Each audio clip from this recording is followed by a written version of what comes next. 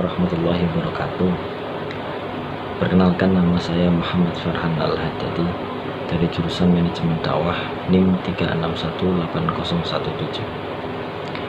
Pada kali ini saya bertujuan untuk menjawab ulangan tengah semester dari mata kuliah Teori dan Perilaku Organisasi yang diampu oleh Bapak Hanif Ardiansah MI. Di sini saya akan menjawab bagian tema besar tentang kepuasan kerja. Pada soal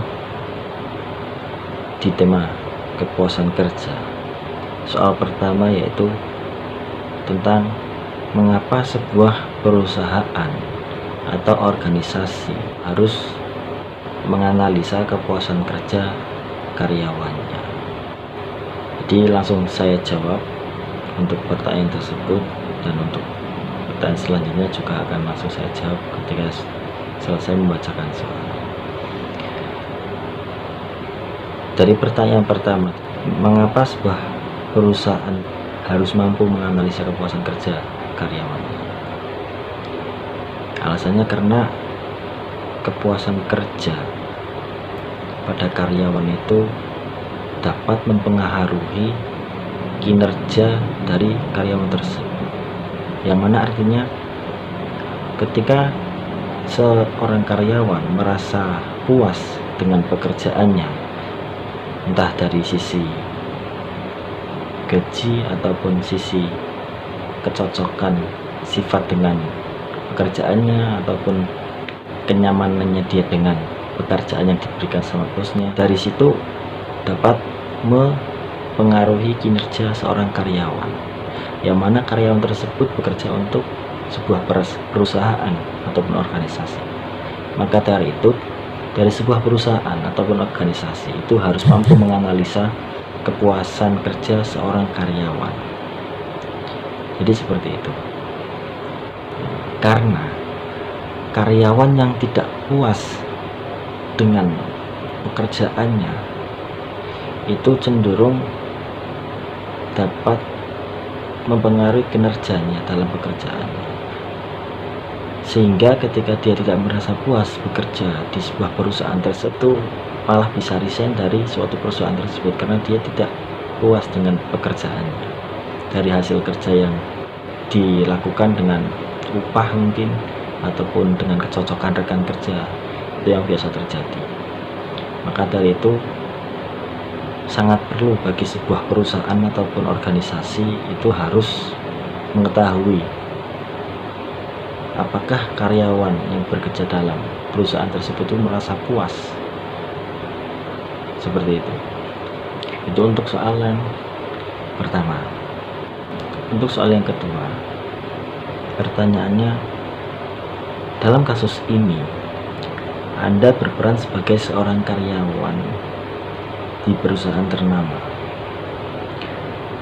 Anda mempunyai rekan kerja yang bersifat workaholic atau gila kerja, sampai-sampai rekan kerja Anda itu tidak memperdulikan kesehatan sampai sakit dan lupa akan kepentingan pribadinya.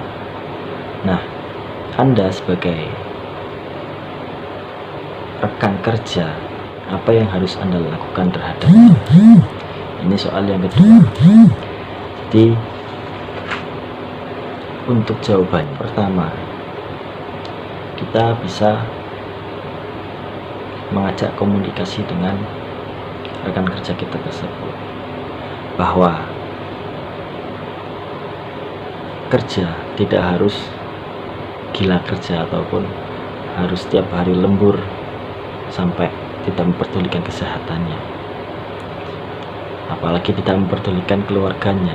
Dia hanya gila kerja dan kerja di kantor. Kita sebagai rekan kerja harus berkomunikasi dengan bosnya, atau bos kita juga kan. Jadi kita bisa bilang bahwa si A atau rekan kerja kita tersebut itu selalu lembur dan selalu menumpuk tugas yang diberikan bos terhadap dia. sampai-sampai rekan kerja tersebut gara-gara lembur sampai sakit dan sampai-sampai tidak memperdulikan kepentingannya terhadap keluarganya. Seperti itu. Dari komunikasi tersebut mungkin kita juga meminta kepada bos bahwa untuk lagi mengurangi tugas-tugas yang diberikan kepada rekan kerja kita tersebut agar lebih dikurangi, dan kita bilang kepada rekan kerja kita itu harus lebih diprioritaskan dengan pekerjaan utamanya. Untuk pekerjaan tambahan mungkin bisa dikesampingkan karena yang utama yang harus diselesaikan dahulu, untuk memanage waktu biar waktunya bisa sampai. Jadi kurang lebihnya seperti itu dari jawaban ulangan tengah semester yang saya ambil dari salah satu 3 tema besar. Terima kasih dan cukup sekian dari saya. Apabila masih banyak kekurangan dan banyaknya kesalahan, mohon maaf. Wabillahi taufiq wal hidayah war ridha wal inayah. Wassalamualaikum warahmatullahi wabarakatuh.